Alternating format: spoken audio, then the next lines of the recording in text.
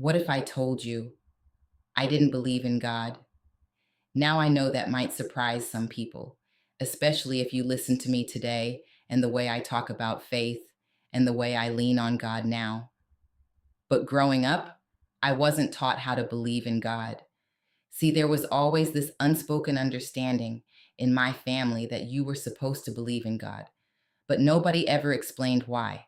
Nobody ever showed me how. Nobody ever lived it in a way a child could understand. And children believe what they are taught, or what they experience, or what they see. And I didn't see it. Now, don't get me wrong, we went to church, but let me tell y'all the truth.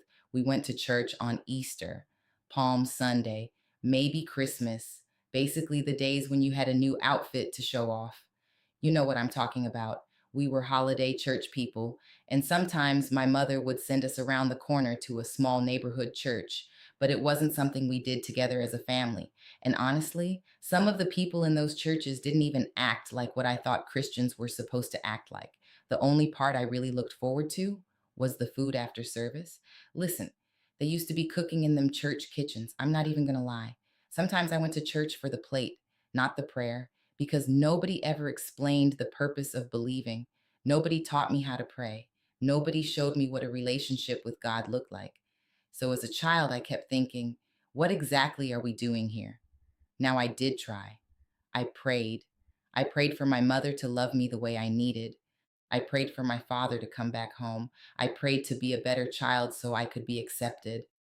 And when none of those things changed, I started wondering if anybody was listening at all.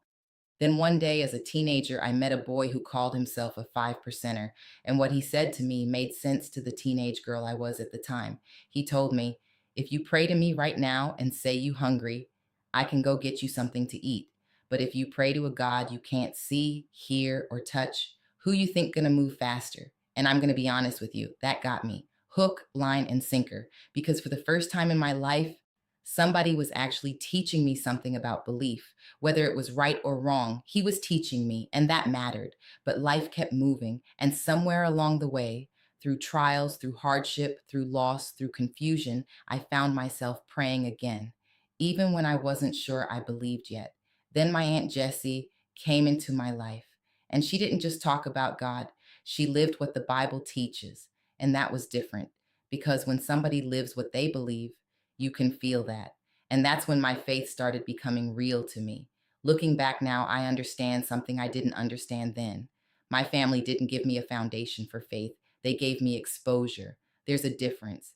We went to church just enough to be seen, just enough to wear a nice outfit, just enough to say we went, but not enough to understand why. And sometimes your relationship with God doesn't start because someone teaches you. Sometimes it starts because life pushes you there. And that's exactly what happened to me.